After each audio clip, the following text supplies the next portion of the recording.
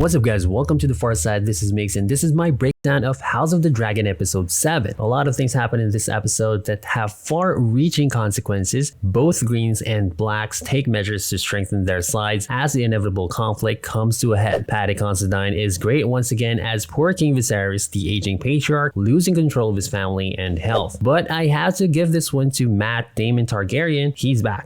If you're new to the channel, we discuss everything about dragons, daggers, and everything in between. So please consider a like if you haven't already. We appreciate your support. Let's get into this. Let's go. Episode 7 starts in Driftmark for the funeral of Laenor Velaryon and her unborn child. The entire royal house is in attendance by the shore to pay their respects. Last episode, we saw her tragic pregnancy. Before the end, she sought out Vhagar for her to go out on her own terms. Last episode, Princess Rhaenyra and her family returned to Dragonstone, the seat of House Targaryen, leaving Queen Alicent Hightower and the rest of the Greens in King's Landing. Daemon Targaryen brought his daughters home, Baela and Rhaena, from Pentos. We finally see Otto Hightower return as Hand of the King, looking good for someone who's been out of work for about 10 years hanging out at home. Some of the older characters have aged gracefully over the years, like Daemon and Sir Criston Cole too. The King, on the other hand, more like 20 years. He suffered from an illness that seems to speed up his aging process. Jeez, I haven't noticed this in the previous episode, but the King has an amputated arm, the one that rotted away. I didn't hear it specifically mentioned or if he's completely cured. Let me know down in the comments if you guys noticed. Then we see a close-up shot of her sarcophagus here, made of stone, and the seahorse sigil of House Velaryon engraved at the bottom there. This is made for the show. The books doesn't mention anything about the Valyrian burial rites. Her likeness there might be engraved from driftwood. The entire thing is slid by ropes on a giant slab of stone by the edge of the ocean. As the casket plunges into the sea, we get to look at the others at the bottom there. We can hear Sir Aemond Targaryen, younger brother of Corlys, speaking in High Valyrian. In the world of A Song of Ice and Fire, High Valyrian is comparable to a dead language like classical Latin. It's used rarely except for learning or formal affairs like this one, but we see this more prominently or rather intimately used by Rhaenyra and Daemon in the series. The actors refer to it as their character's love language. During Sir Aemond's oration, there's a lot of sailing references. Velaryons are seafaring people and are actually first to arrive in Westeros from Old Valyria. Corlys the Sea Snake became the wealthiest man in Westeros because of his 9 voyages. There was also mention of a Merling king. This is one aspect of the many-faced god worshipped by sailors. You probably heard of him from the Game of Thrones series. Arya Stark traveled to the House of Black and White, a temple in Bravos dedicated to the many-faced god. Other aspects include the drowned god of the Iron Islands, the Lord of Light, worshipped in Volantis, the Stranger, and many others. For House Velaryon, there's a mystical reference of him giving them the Driftwood throne. Also during his speech, he talks about purity of the Velaryon blood and how it should not be thinned, taking jabs on Princes Jake and Luke. Teams Vaemon's not happy with the children.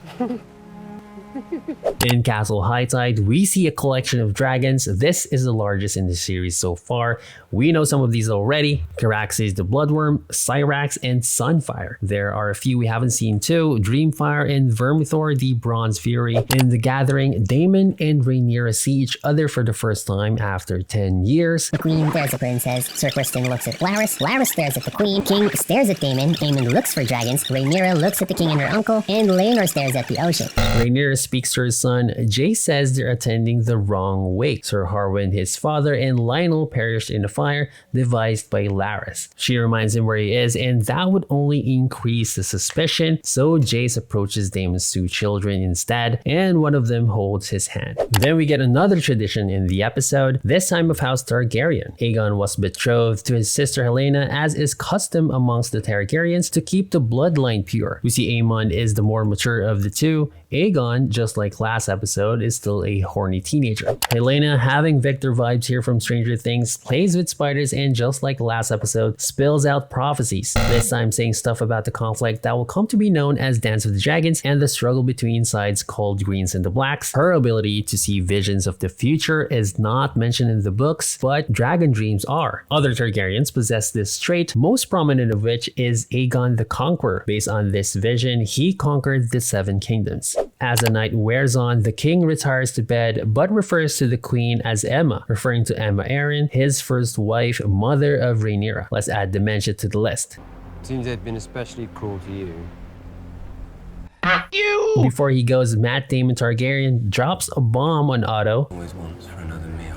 like a boss. Inside the Hall of Nine, Rhaenys grieves for his daughter and blames Corlys's pride and ambition in pursuit of his legacy. She urges Driftmark to pass on to true Velaryon blood through Laena's children instead of Laenor's. But Corlys says he won't disinherit the boys. Rhaenys then says, Rhaenyra's children are not of your blood. Corlys responds, history does not remember blood, it remembers names. Daemon and Rhaenyra talk on the beach there. They catch up on the times. She confesses who's the baby daddy of all her children, saying there was no joy with Sir Laenor and that she found it with Sir Harwin. Daemon believes the Queen and Otto are behind it. Well, he's half right, indirectly through Larys. She accuses him of abandoning her, and after a few back and forth, they hook up under a dingy boat. The boat loses its cover though, I'm not sure why. On another part of the island, Aemond looks for Vhagar. The sleeping monstrosity is so huge. Look at the size of this thing. Aemond's like a speck on the side, but anyway, she's so huge you need ropes to ride her. Aegon sneaks up and attempts to ride, but he almost gets burned when the creature starts to breathe fire, but he's able to calm her down with the High Valyrian commands. Doheres, meaning serve or obey, Likiri, calm down, and later you'll hear Soves, meaning fly.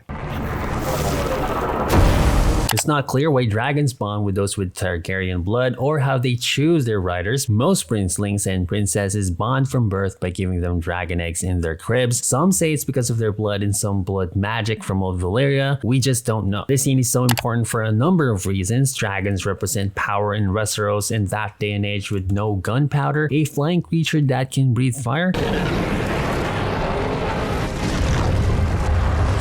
It's comparable to nuclear weapons, and the side that possesses it has an advantage. Vhagar is more than capable of taking down any of the full-grown dragons at the time. Aemond manages to take the dragon off for a big ride around the castle, taking us along for a satisfying POV. The children Baela and Rhaena wake up Luke and Jace to see who claimed their mother's dragon, saying it's been stolen. Later, even Daemon and Rhaenyra notice the largest dragon has been claimed. Rhaena and Baela confront Aemond. Rhaena says she has the right to claim the dragon. Baela already has a dragon named Moondancer, but is still too young to ride. Aemond responds to ask her cousins for a pig, just like the one they gave him during the last episode. They start fighting, but Aemond gets the upper hand and breaks Luke's nose. Then he calls them bastards. Jace knows what he's talking about, being the older of the two, and takes offense. He brings out his knife.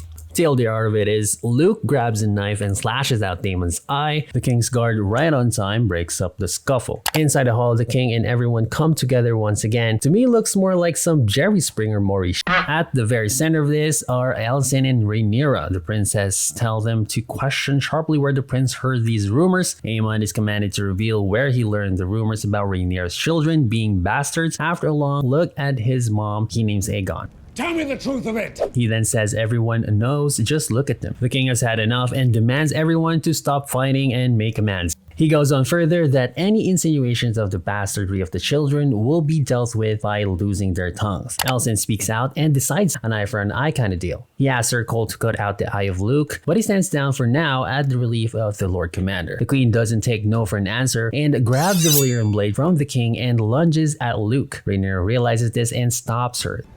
But now they see you as you are. Aemond then tells him not to mourn for his eye as he traded it with his dragon.